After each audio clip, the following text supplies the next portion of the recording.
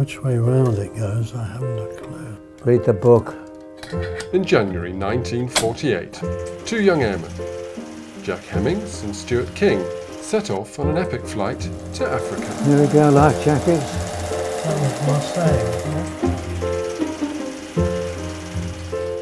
Little did they know that the film they shot of their adventure would prove to be a historical document. Well, we never thought when we took the film that we'd be showing it 71 or 73 years later, and people would still be interested.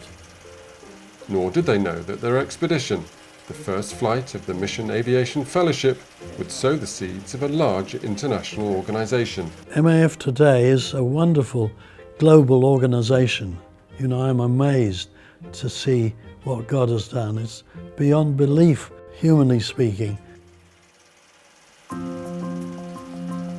Their original flight was a survey to find out whether light aircraft could help with missionary work.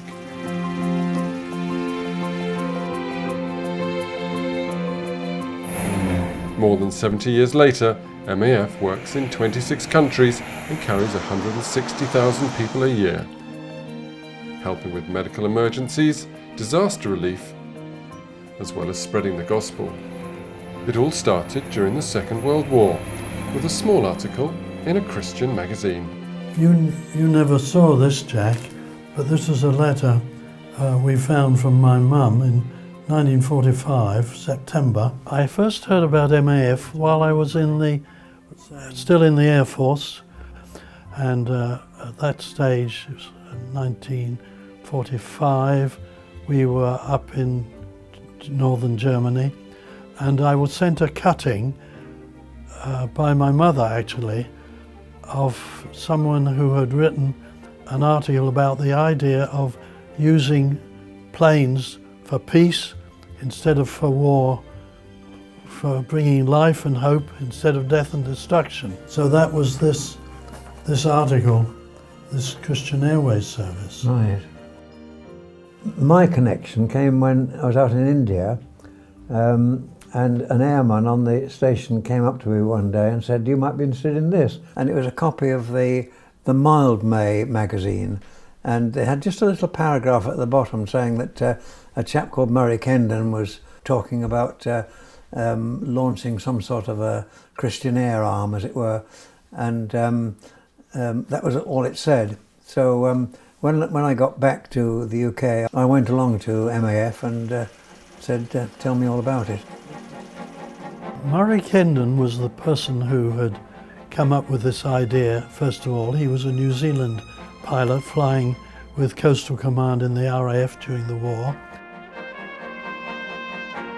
He reckons that while spending these hours over the grey water of the Atlantic, he formed the vision of using aeroplanes for good rather than to destroy.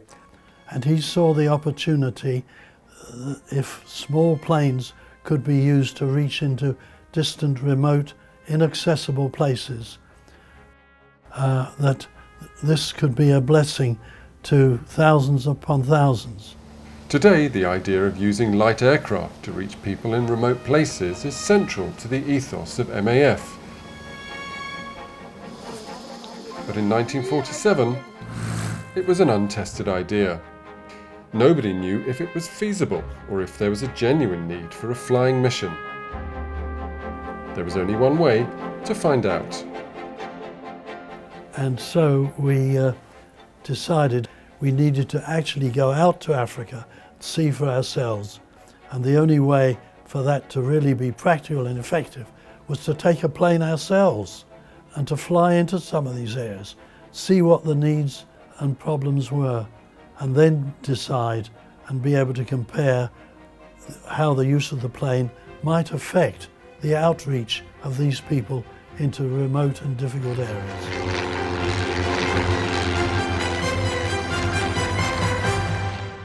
Yes, this was the album. So a small team was put together to fly to Africa Egypt, Yeah. going through. and conduct MAF's first ever survey.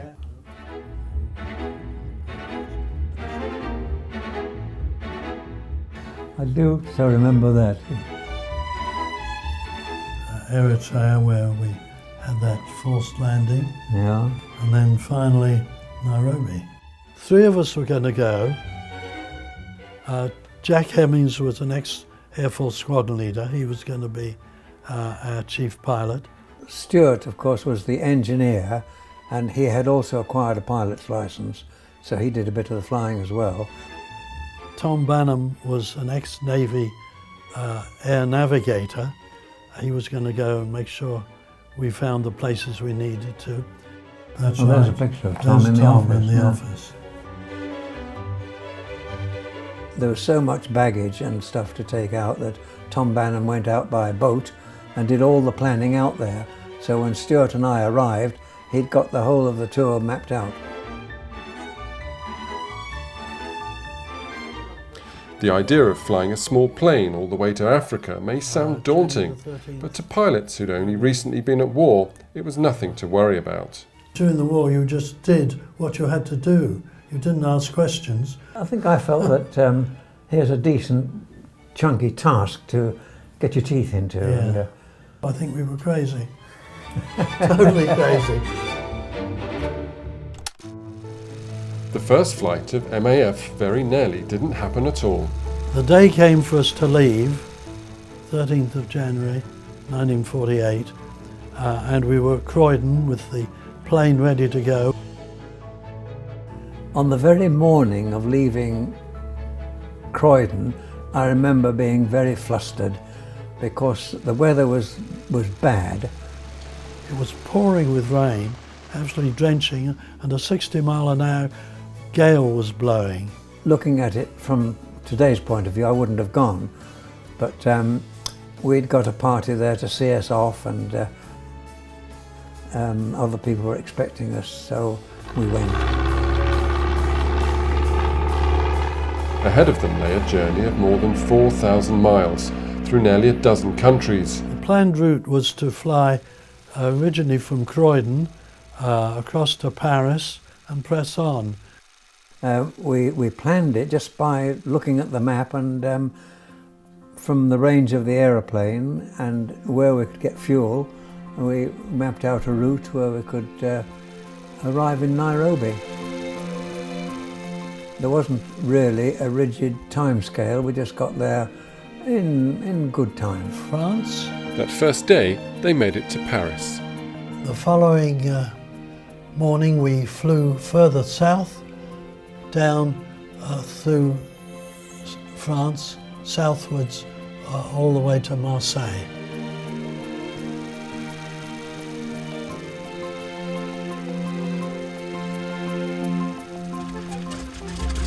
The following day we crossed the Mediterranean to Corsica. And then from Corsica we went down over Sardinia to Tunis in the North African coast. Our first view of Africa, exciting. And we landed at Tunis. We'd been having some engine trouble across the water. I was able to fix that, praise God. Then along the North African coast, following the route of all the fighting in World War II, the Desert Rats and Rommel and Montgomery fighting each other fiercely. And then finally we arrived at Cairo.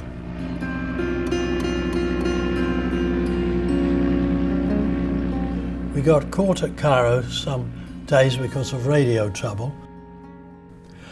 We flew south down the White Nile and then carried on further south, finally across the border into Sudan at Wadi Halfa, one of the hottest places on earth. From Wadi Halfa we were heading right across the sandy desert. Nothing but sand. Sand, sand, sand, everywhere you looked. Crossing the featureless desert would prove to be a challenge, even for veterans of hundreds of wartime flights. In those days we had no navigational aids at all, apart from a compass and a map.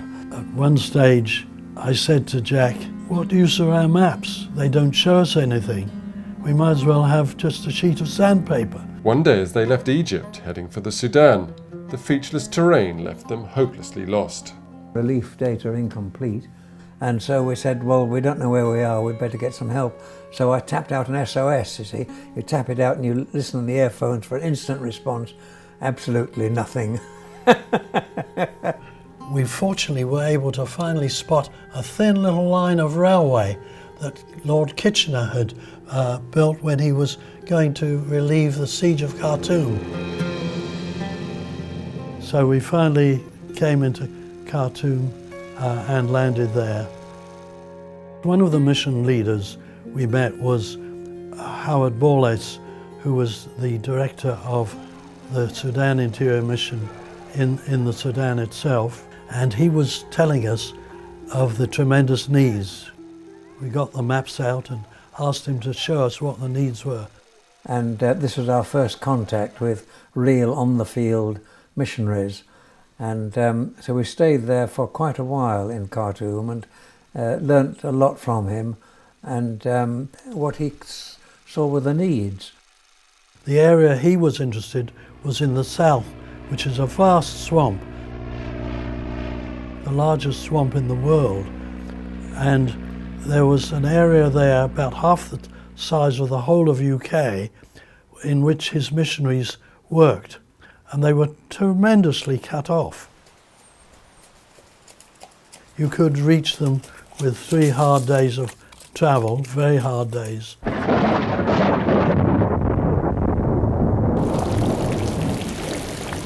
In the wet season they could be cut off for up to 9 months of a time because the roads became absolutely impassable. And Howard Borlase said, "Can't you come and set up a service for us here?" So we noted that need, but then we had to get on to our destination in Nairobi, 1,200 miles further south. Once again, the vast terrain, lacking in any distinct features, nearly caught them out. One time when we did really get into a bit of trouble was between Malakal, which is South Sudan, and Juba, which is now the capital of South Sudan. And the area in between, on the map, it was just swamp. So there's no guiding features at all. But if you steer a straight course across, you come across to the Nile, which is looped round. The Nile, of course, was the landmark. But when it got to the bit, according to our navigation, when you should be able to see the Nile, no Nile in sight. We sauntered on, it's still over swamp, still over swamp, still over swamp. The sun was setting. The fuel needle of the fuel was getting lower and lower, yes. So it was really quite hairy. So you are saying to yourself, what's going to happen now? And then the Nile turned up, you see. Yeah, just as the sun was setting, I caught a glimpse of something orange, glinting. I think I said to you, "Jack, there's water there. There's the river." And we finally kind of crept in to Juba as the sun was setting.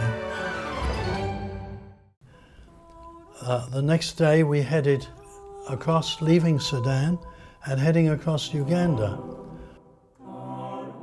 It was just wonderful to see the fertile country in the fields. Civilization at last, we cried. And finally, I think it was after 26 days, we arrived at Nairobi. After thousands of miles and nearly a month of flying, their adventures were only just beginning.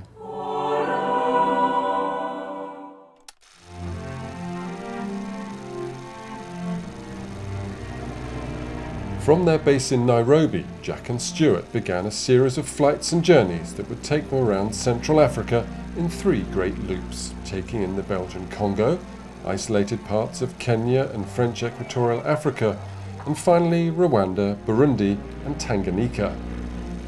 Their journeys would take them 6 months, meeting mission groups and missionaries to explore whether an aircraft would help in their work. Murray Kendon had drawn up a questionnaire, about a 4 or 6 page questionnaire. He and Tom Banham had arranged for us to visit about 100 different mission stations throughout Central Africa. And at every one of those, we sat people down and we filled in this questionnaire. And it would ask a lot of major questions. One, what were the areas they couldn't reach? Did they go out into villages? Would a plane reach them? Did they have plans for hospitals or anything like that? Would we be able to build airstrips or clear airstrips? Would the government allow us to do it? All the time they're talking and explaining what their aims and objectives are. We're thinking, is there a place there for aeroplanes? In other words, we were trying to get an accurate, realistic, down-to-earth, objective picture of their needs.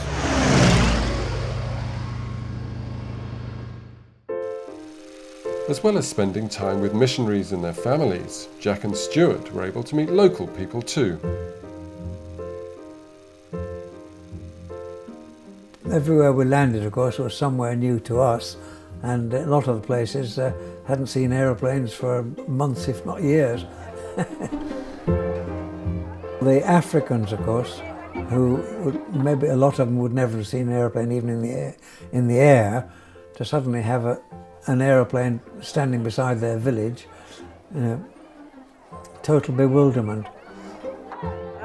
One of the places as we proceeded across Congo further was right in central Congo, and a doctor there had asked us if we could come and visit his place. He said, "I'll make you an airstrip and you can come and land there." And he'd actually pulled out thousands of trees out of the forest there and cleared an airstrip there. We came down, touched down okay, came to a rather abrupt halt and found our wheels had sunk into the soft airstrip where all these trees had been pulled out and were up to the axle there, but we didn't turn over. I suppose it announced that the aeroplane was coming to this strip that they had all been preparing for months. So there was a big reception committee, and people gathered round with great interest.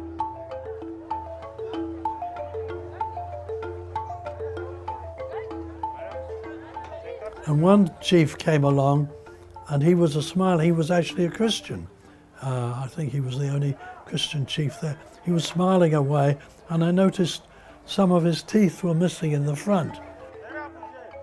And apparently the custom in that area was that if something special happened, some notable event, you removed a tooth. So we wondered if he was going to lose another tooth because of our landing.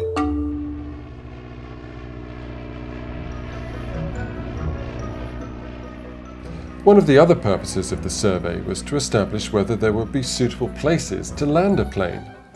At pretty well every station where we thought there was a possibility of using aeroplanes, the question was, where are you going to land an aeroplane?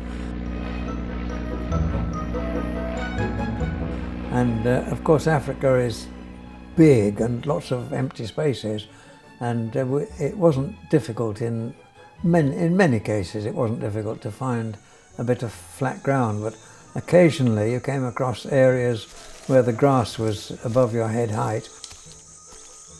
In Burundi particularly, I remember the elephant grass, which was way above your heads, and that made it rather hard to determine if a certain area beneath you was suitable for an airstrip. So one of the things I developed was to use a long piece of string, and Jack would go at one end and I would go at the other end and try to work out how much the slope was. That was an interesting bit of civil engineering.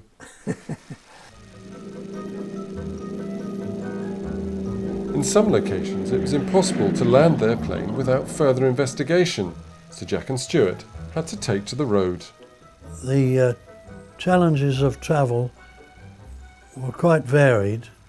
A lot of places we couldn't actually fly right to the place we want to. Sometimes I remember getting on some of the Kenya trains and travelling for hours by train. Occasionally we would get a missionary come out and take us around, either from where we had landed and he would take us into other mission areas, or come from those areas if he was interested in us coming to his airstrip.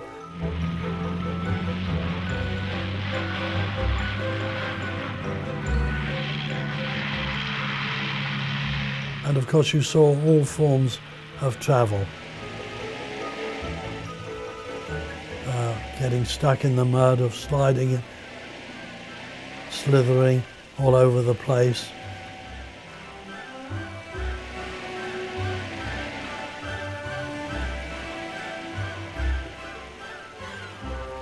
Of radiators boiling away, of radiator hose pipes bursting, and many kind of situations like that. In the Congo, Jack and Stuart had one of their most memorable encounters. At one part of the Congo we came across the pygmies. They were cheerful chaps. They laughed at us really because we're so absurd looking. This stupid colour skin and what you're doing up there in the world over 5 feet high. And that was fascinating because here were these tiny people living in great tall, under enormously tall forest trees.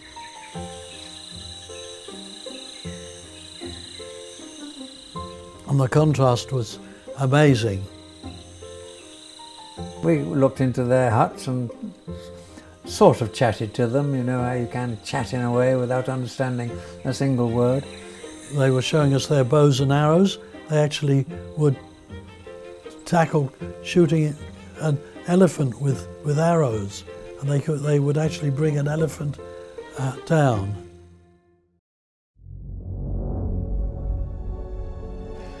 After several weeks' travel, dozens of tricky takeoffs and landings, disaster struck shortly after they took off from Burundi on their final flight back to their base at Nairobi. So we were climbing cautiously up over the Burundi mountains. But as we went further up the valley, we found that our rate of climb was dropping off considerably. Jack said, "Something's wrong." We'd stopped climbing entirely and were in fact going down. The rate of climb needle dipped down and we were going down at 350 feet a minute. Before we could do much about it, we'd been sort of caught in these downdrafts that would, although we got full throttle and doing all we could to go up, we were going down. We hit a banana tree. And I looked out at the starboard wing, the right wing, and saw we'd lost a few feet of it. And then we went sort of splat into the side of the hillside. Cloud of dust blew up. We slid down the mountainside and came to a halt, the plane breaking up around us as we went. Their plane had slammed into a mountain ridge, leaving them in the wreckage 100 miles from where they'd taken off. And we just opened the door and climbed out, and neither of us was hurt other than a bit of a scratch, I think. But the aeroplane was total write-off. The main spar was broken. In fact, one wing was under the aeroplane. There were two wings on one side. All our work for 2 years, getting the plane, being able to buy it, getting the funds, and all the work we'd done was matchwood beside us on the mountainside. But drawing on their wartime training and their faith, the pair struggled back to Nairobi. Somehow I think God gave us the grace to accept what had happened and to press on. To press on was rather difficult. It took us days and days to get back to Nairobi. With no plane, but determined to complete their mission, Jack and Stuart took to the roads. God also gave us the grace to carry on, and we bought a Ford station wagon and did the rest of the survey of Tanzania by land.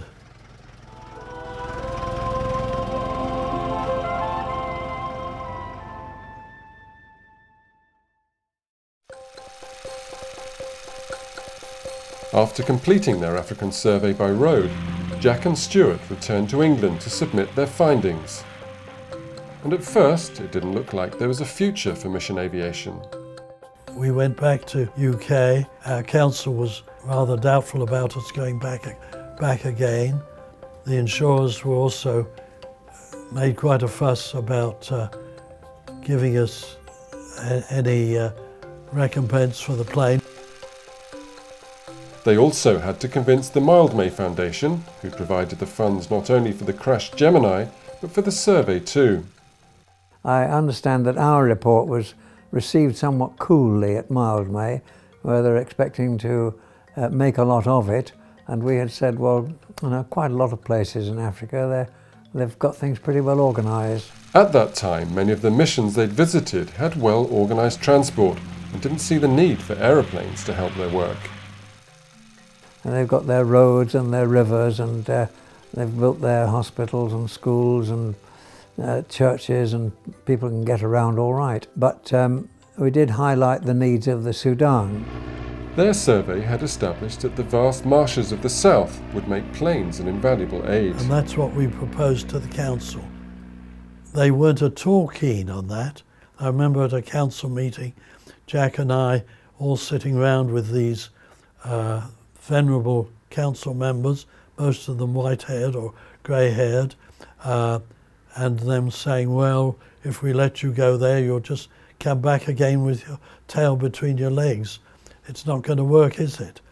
However, the chairman, who was a wonderful Christian man, said, well, I think if these young men feel they should go, we should let them go.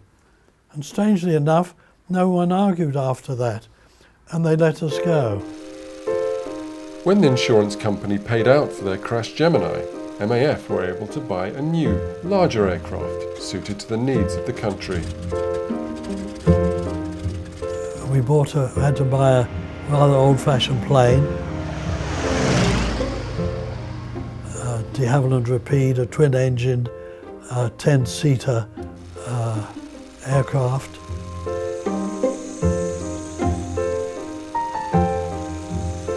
South Sudan became MAF's first major operation and was a successful demonstration of using planes to facilitate mission work.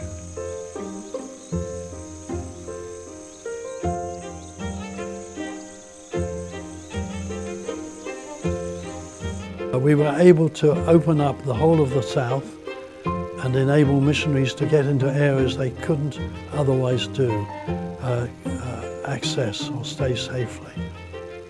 So we saw some wonderful things happen. Meanwhile, the vision for using aeroplanes to support mission work had been developing in other continents.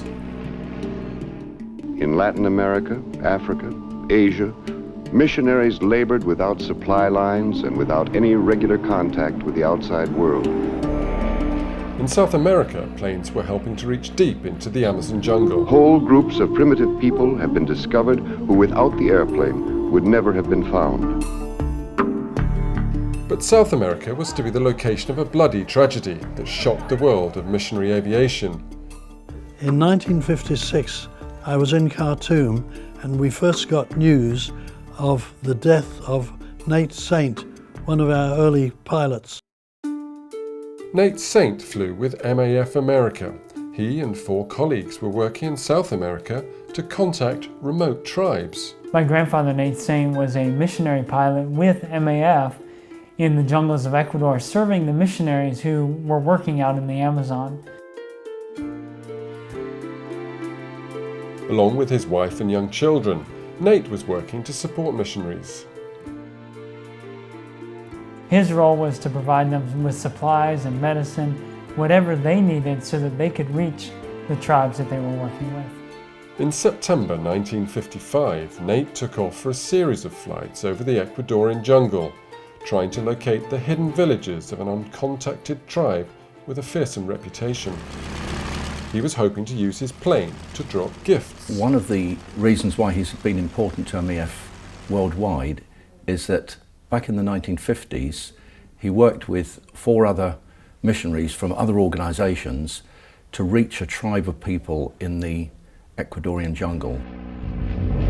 From the air, Nate eventually located a settlement of the Waodani tribe, and he and his colleagues were determined to establish communication. They flew mission after mission, lowering gifts from their plane. For 13 weeks at the end of 1955, my grandfather had made contact from the airplane with a tribe of Indians, the Waodani Indians, then known as the Aucas, who were a very violent tribe. Despite their reputation, Nate and his colleagues decided to land their plane. He took them into a location very close to where these people lived. In a daring maneuver, Nate landed on the only available surface. Landed on a riverbank, and over a period of 4 or 5 days they made contact with these people. Out of the jungles came 3 Waodani people.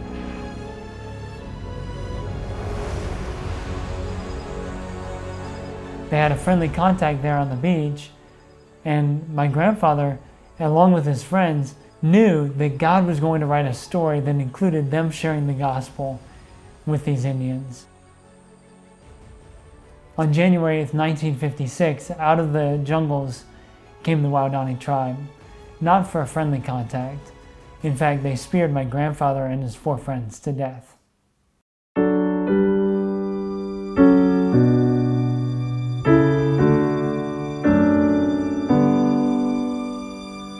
At the time, it seemed like it was a huge tragedy that these 5 young men in their 20s had all been killed. What a waste of life. And yet, out of that has come an amazing response worldwide to mission. The death of these 5 missionaries caused a great surge of other people to want to become missionaries. I think some 500 became missionaries in the following few years, including Max Gove, one of our pilots who's been with us over 40 years. Books were written about these 5 young men, and the one about Nate Saint was called Jungle Pilot.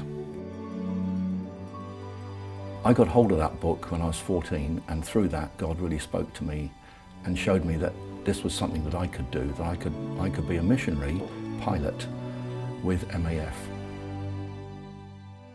People around the world, including a lot of pilots, are inspired by my grandfather because they hear that he was willing to give his life for the sake of the gospel, to reach a group of unreached people in a remote area.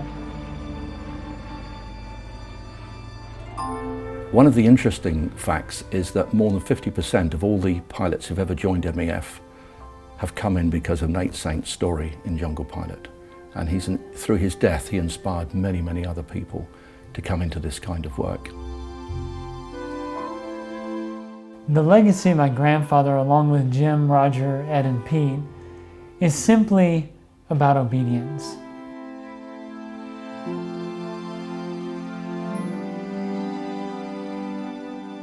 It was not that they were anything other than common, ordinary men who were willing to let God write their story His way, not their way.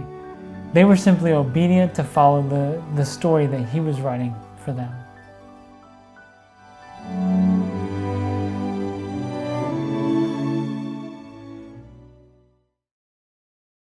Meanwhile, the vision for using aeroplanes to support mission work had been developing in other countries too. We also flew from Sudan, started flying into Ethiopia across the border.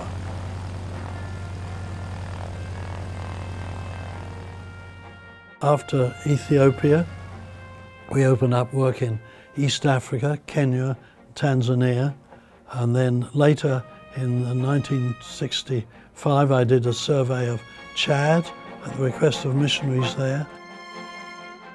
And we opened up a program the following year with an amphibious plane working around Lake Chad and along the rivers.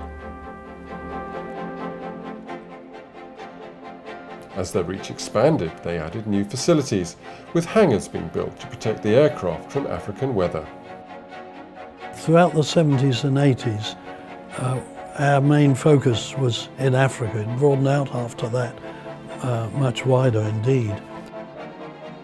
As the organisation grew from its small roots in the 50s to encompass more countries in the 60s and 70s, more pilots and support staff began to arrive, many bringing families with them.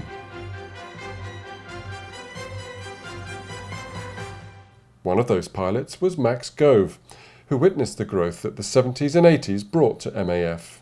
When we joined MAF at the beginning of the 70s, it was quite a small organisation.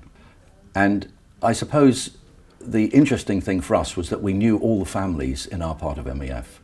And it was sort of like a big family. As the 70s continued, though, we started getting people from other countries joining the organisation. The 70s and 80s also saw MAF continuing to help aid agencies deal with natural disasters and conflicts, and it became a period of expansion across the globe. I would say that MAF grew the fastest from around the mid-1980s. That's when a lot of new countries were opened, Madagascar being the first one, and then so on right throughout Africa, and then to other parts of the world as well. Now MAF has grown further and faster than its early pioneers could ever have imagined. People often ask me, did I realise how much MAF would grow in later years? And I always give them the same answer: no, we were too busy getting on with what was on our plate then. Now, 70 years after their historic flight, Stuart and Jack can look back with satisfaction on what they achieved as young men. From our survey, big things grew. MAF is now a global organisation.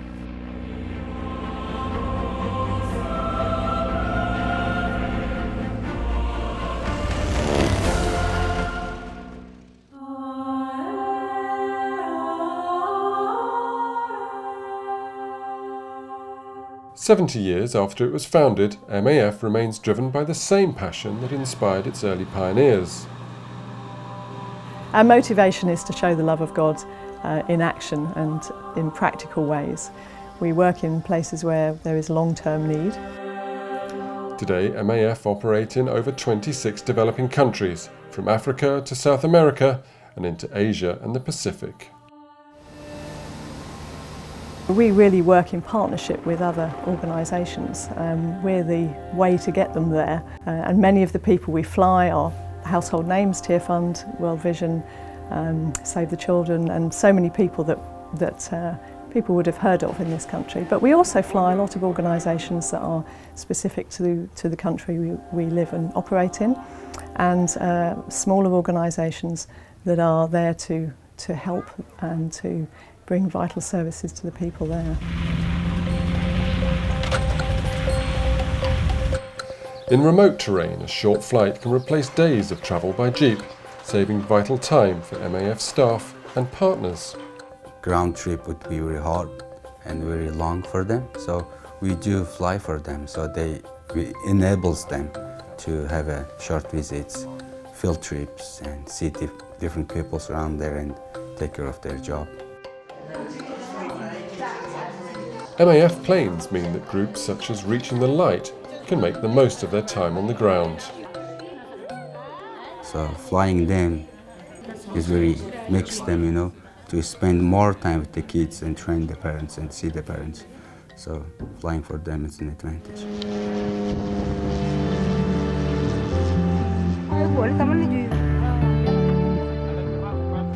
One of the greatest changes over the last few decades has been in the type of staff that MAF recruits.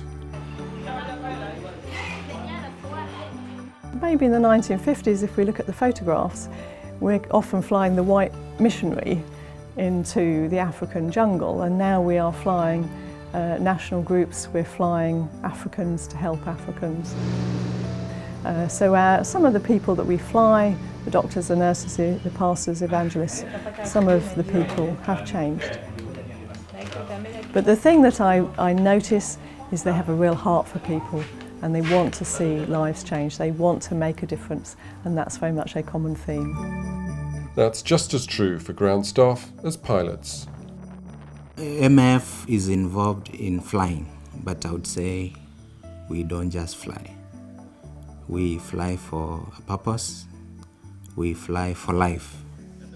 Every day that I wake up to report to work, I know that in one way or another, I'm contributing to the spread of the gospel.